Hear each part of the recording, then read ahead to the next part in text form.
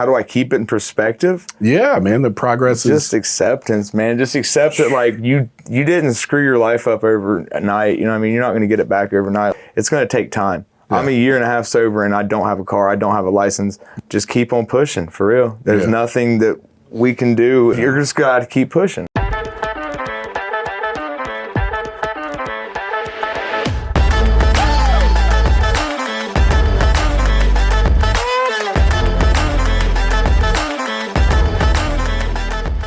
What up, everybody? Welcome back to One-on-One with Juan. I appreciate you guys tuning back in for another episode. Per usual, if you haven't tuned in, this is a little time for us to just relate with other people, to have conversations, talk about things that hopefully, as human beings, we just relate, dude. And if you're not relating, you're probably comparing, and just don't do that. It's not good. It's not cool. It's not fun. It might be cool to some people, but overall, it's just not healthy in most instances. But first and foremost, I just want to introduce you guys to my good friend here, Nate, Mr. Nathan B. And you can say your last name if you want, because Barnhart, Nathan Barnhart's his name. We call him Nate Barn Door. He's a good dude, man. Such a good dude. Somebody I highly admire. And man, you're just a rock star of a human being, bro.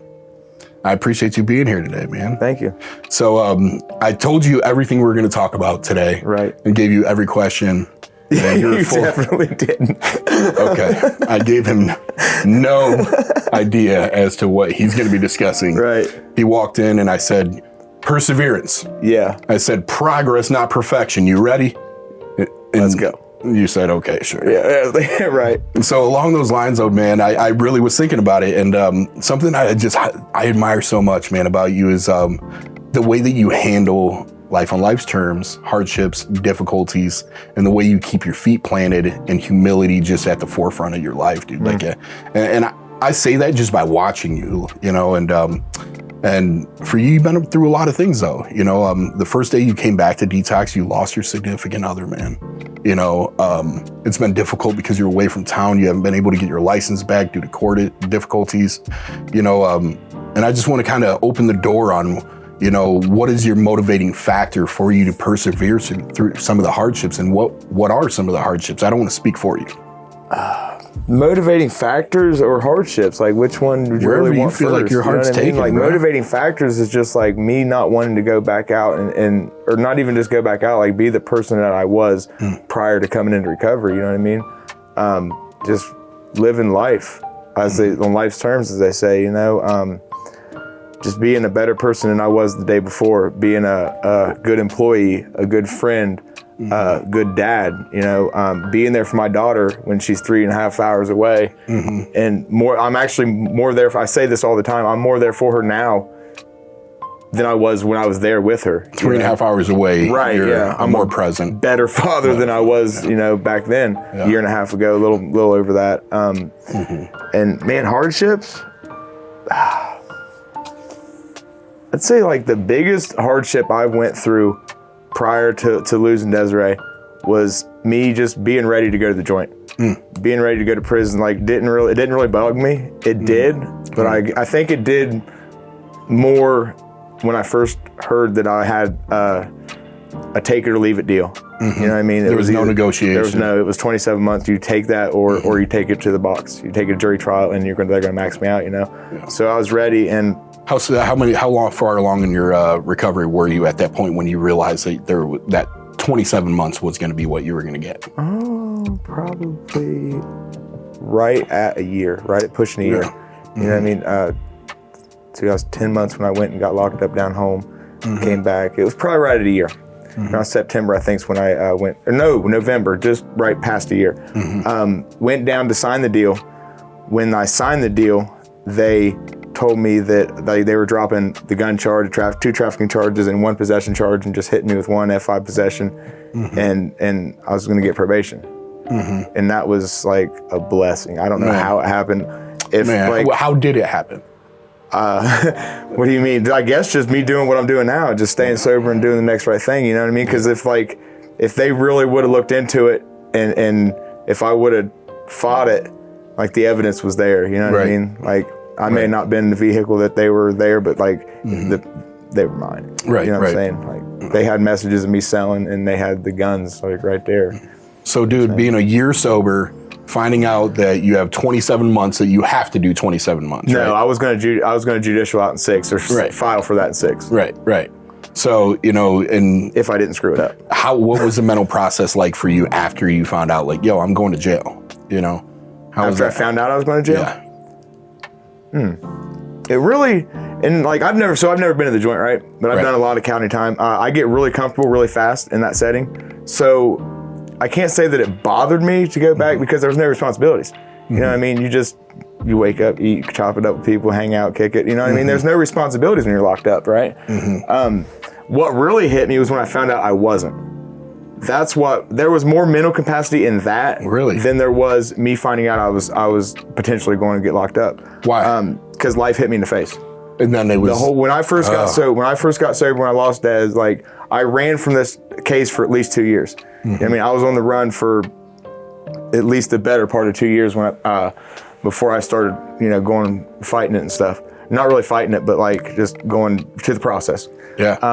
What really hit me was when I found out I wasn't, and I was just getting probation, because that's when life started. Like I did nothing to better my life prior to that. Yeah. The whole time I was in treatment, You're just getting ready to go to jail. yeah, but I did a lot of working on myself. But like I knew that I was going to get locked up eventually.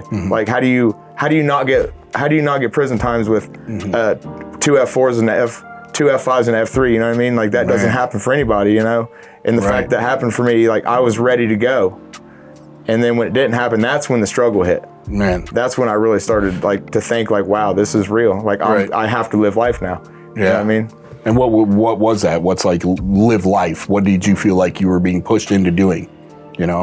Being a productive member of society, which I'd never been before. You know what I mean? Like, starting to get my own place, get a job, like a good job. You know what I mean? Like I worked here and there, but like a decent job that I could have a career at. You know what I'm saying? Which I have now. Like, Yeah. it's great. So it's like putting yourself in a position to be in the world, and maintaining your life and your responsibilities, right, and not just getting through one day at a time, emotionally, mentally, and staying sober, but like building a life, looking for a future. Looking at the future, because the future before that, the future was just like, okay, 6 months at least. When I get sentenced to when I get sentenced to 27, 6 of that's going to at least be locked up. What are some of the, dude, like for you, how through all of that though, how do you keep such a healthy, strong attitude, and that's a good question. You know what I mean? Like, it's a really good question. Yeah. I don't know how to explain that. My friends, I'd say if it wasn't for me having the friends that I have, you included, one of those, my roommate included, my brother,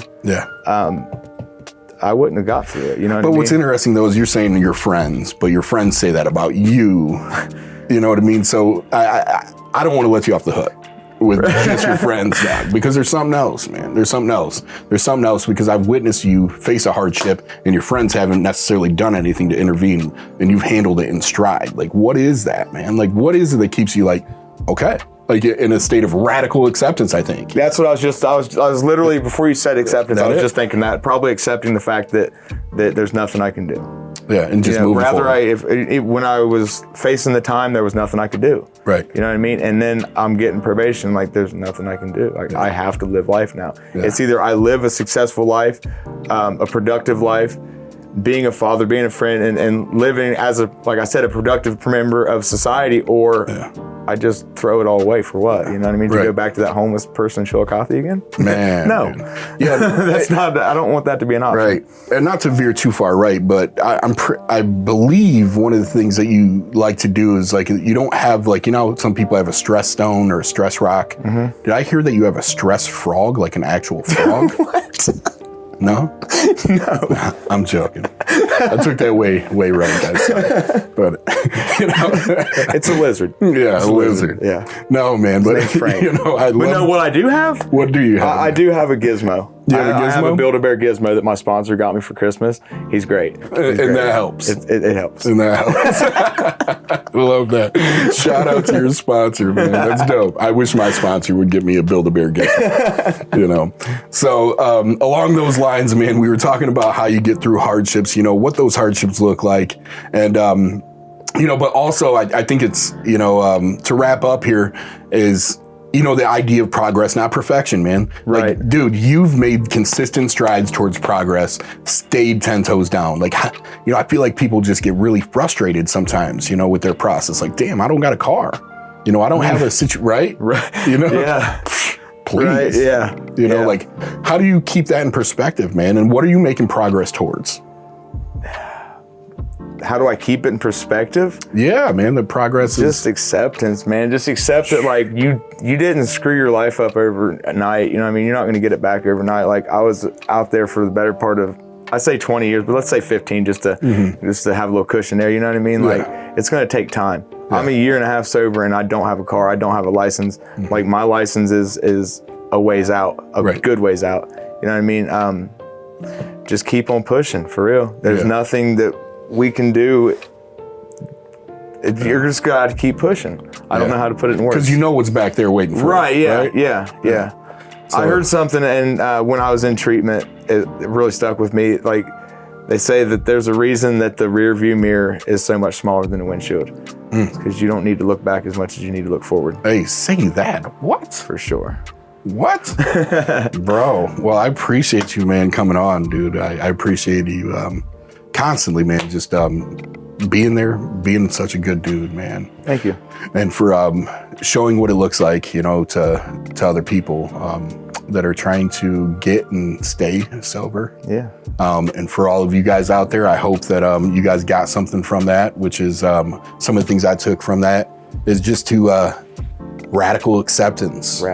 Radical acceptance, there's things I can change, there's things I can't change, and understanding those things that I can't change, instead of wrestling with them, just accepting them.